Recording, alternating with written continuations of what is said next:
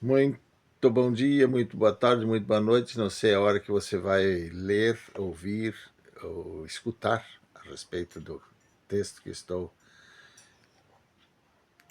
publicando aqui, tornando público daquilo que eu recebi de um irmão que ministrou domingo. E o Senhor me abriu a mente para ter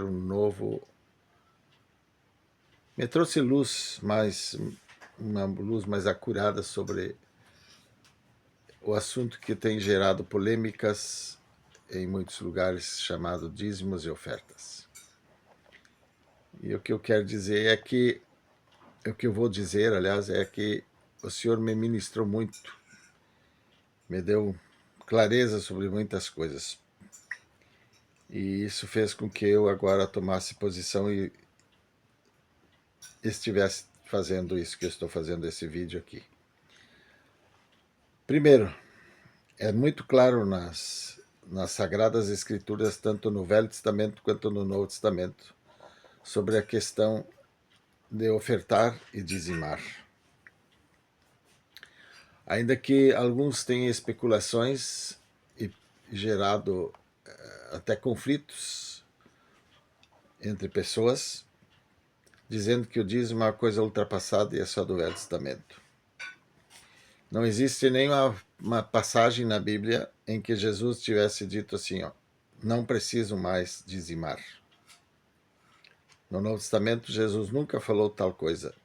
E se Jesus, que é o Senhor, não revogou, é porque não está revogado. Pensamento meu, e hoje com muita assertiva venho falar sobre isso. E com muita certeza também. Quando nós vamos para o Velho Testamento, nós encontramos lá, logo na criação, em que houve uma oferta trazida no altar para o Senhor, dos filhos de Adão e Eva. E você conhece a história do primeiro homicídio havido na raça humana.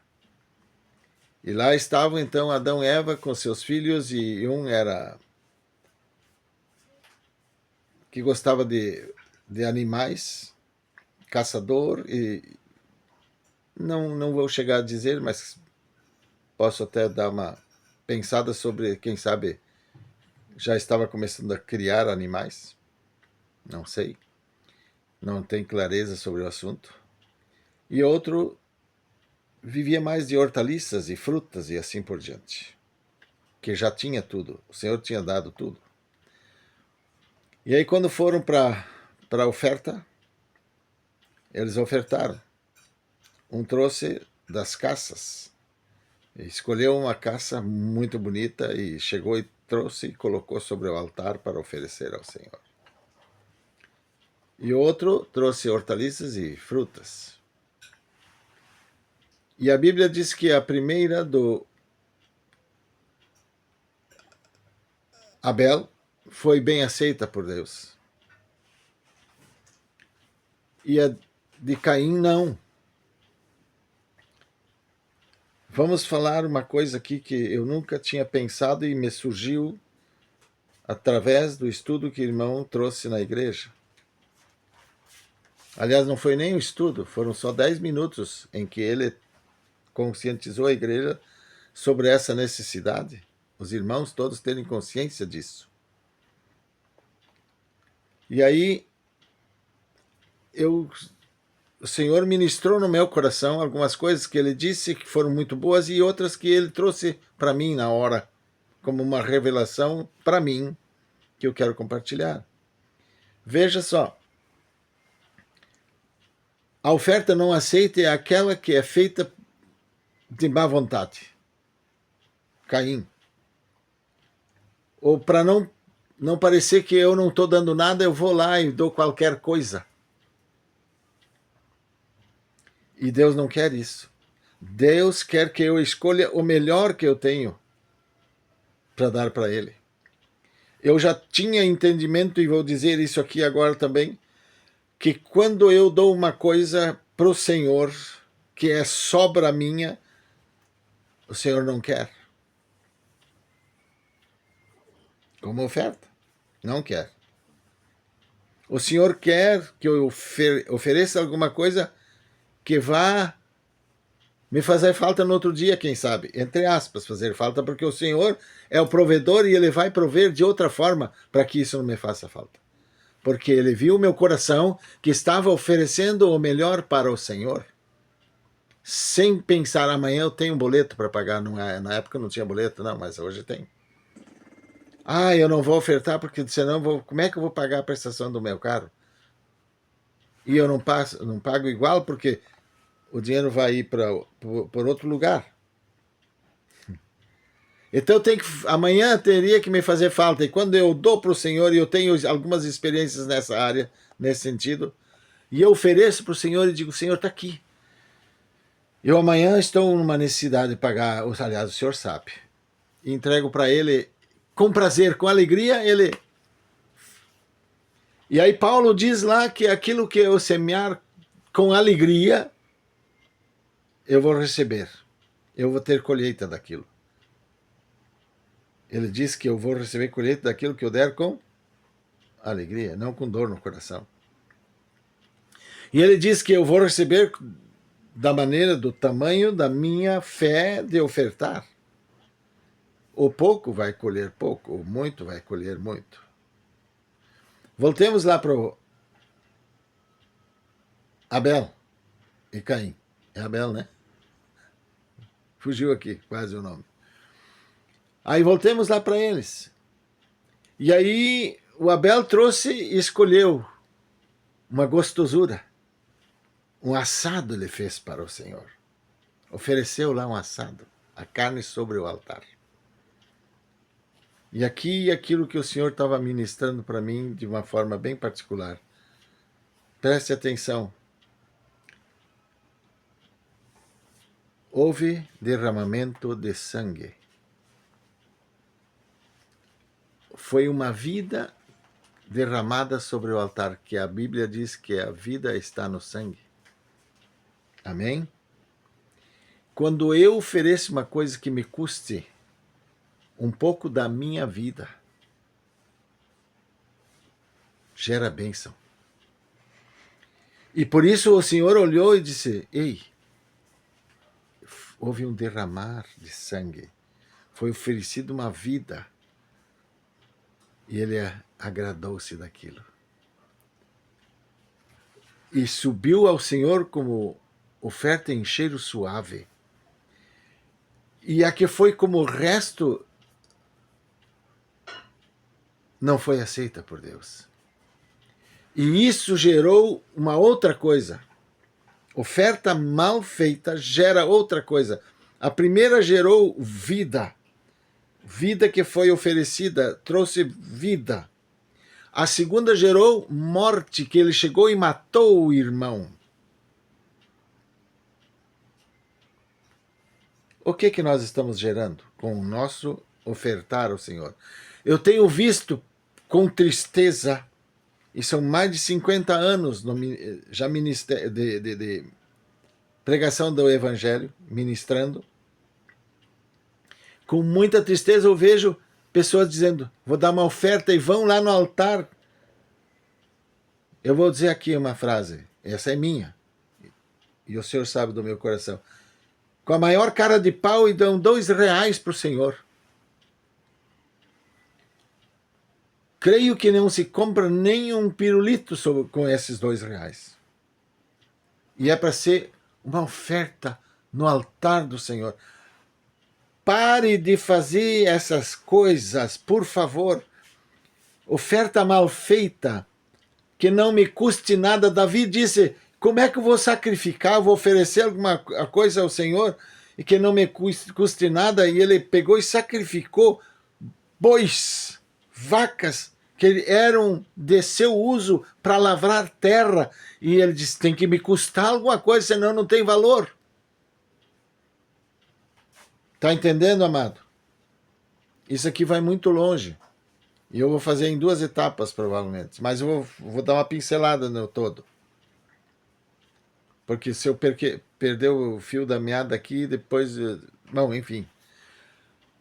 Então veja, uma oferta gerou vida, outra gerou morte. E essa morte voltou-se contra o seu irmão, que foi recebido no céu, e ele, misericórdia, ficou errante pelo resto da vida e sua geração amaldiçoada. Amado, o que a gente tem ofertado ao Senhor? Vida ou morte? Como eu tenho comparecido diante do Senhor? Essa é a segunda etapa que eu vou falar agora. O Senhor diz, se você chegar diante do altar para me oferecer alguma oferta, estiver com problema com o teu irmão ou tua irmã, vai lá e acerte primeiro, porque senão eu não vou receber essa oferta. Se você comparecer diante do Senhor, inclusive com oração, e quiser ter uma conversa com Deus, uma comunhão com Deus em oração, e não tiver em comunhão e oração, de comunhão com oração com seu irmão, ele não vai ouvir. E ele diz, eu não vou receber tua oferta, nem de oração e nem de nada. A vida cristã não é uma coisa, ela é uma realidade, é um jeito de ser muito diferente que o mundo apresenta.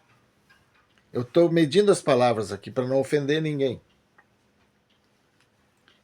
Eu não posso viver de qualquer jeito.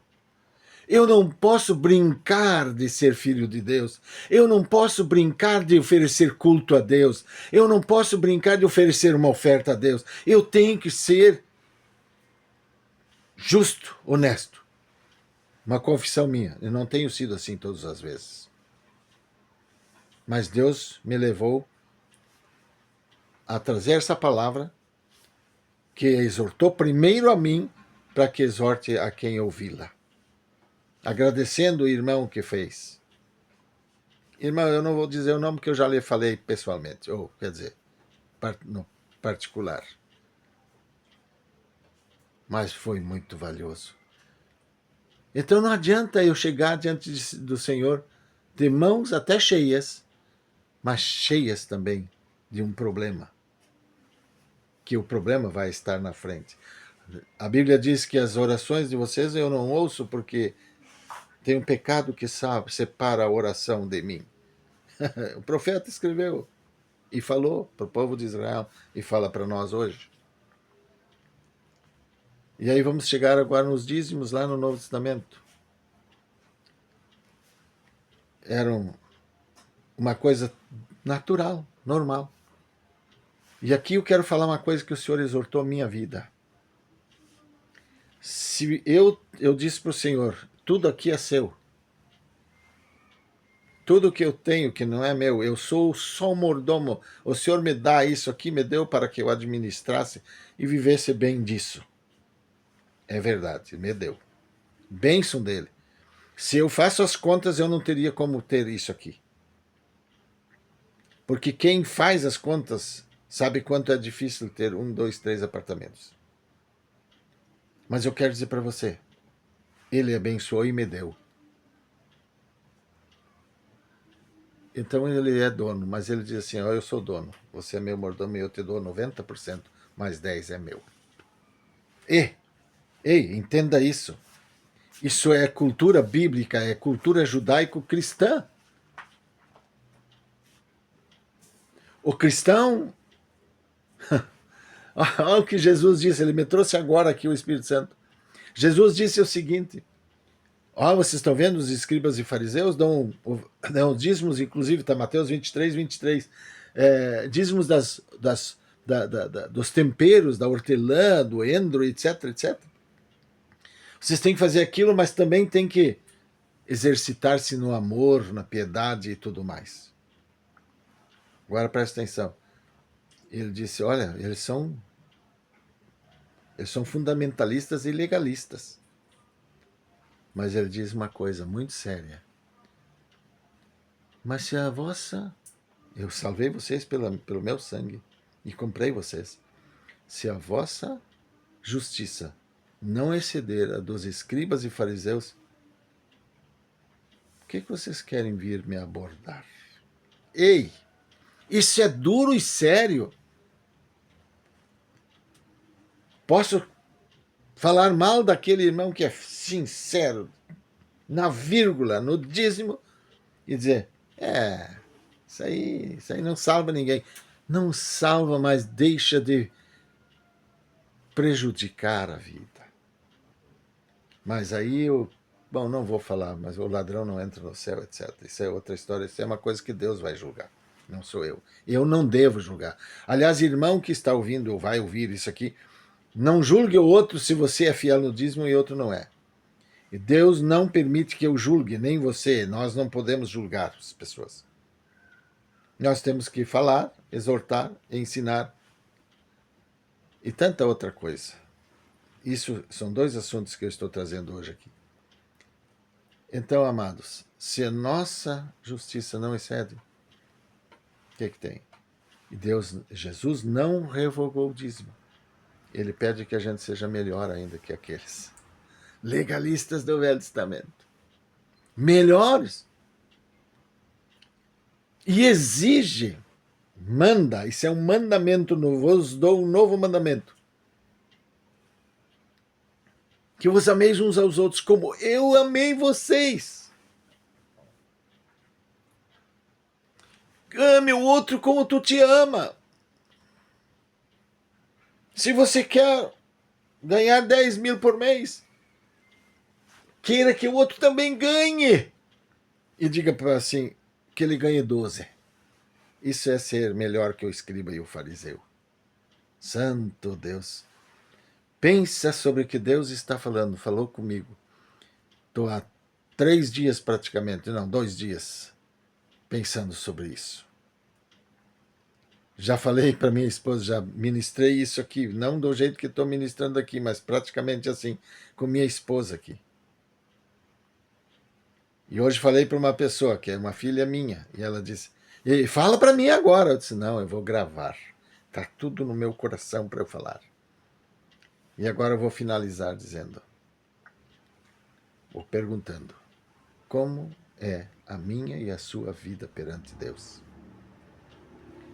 Buscar em primeiro lugar, o Senhor trazendo texto para mim falar de novo. Que coisa fantástica, por isso que é bom ler a Bíblia todos os dias, conhecer, para a gente receber o do Espírito que relembra os textos da nossa memória. Buscar em primeiro lugar o quê? O reino de Deus. E aí ele diz, e a sua justiça. E a justiça de Deus que ele deixou para o povo judeu, e hoje judeu, cristão e o cristão, nós somos cristãos, e entre aspas somos judeus, novos judeus gerados pelo sacrifício, pelo sangue de Jesus na cruz do Calvário. Somos da descendência de Cristo, somos herdeiros e co-herdeiros com ele, pelo sacrifício dele. Que coisa fantástica, você está vendo como as coisas se ligam? E eu preciso exceder eles na justiça. Então, buscar o reino de Deus e sua justiça significa que eu preciso ser justo em dizimar e ofertar também. Ofertar a gente já discorreu e creio que ficou claro. Tem que ser agradável a Deus sem pecado. Que me custe algo. E o dízimo. O Senhor é dono de tudo isso. E diz, eu te dou 90% para você cuidar. Me dá os 10%. Aleluia! Oh, isso é a palavra que o Senhor trouxe. E eu te abençoe que você possa tomar essa. Em nome de Jesus, Pai, que todo irmão e irmã que ouvir esta palavra possa ser abençoada e despertada para uma verdade, uma realidade. E possa viver isso. E eu peço graça para viver isso também, todos os dias, para a tua glória. Aleluia. Amém. Amém. Não é aqui, né, pastor? Não. Até pensei que fosse pastor. Tá gravando ainda.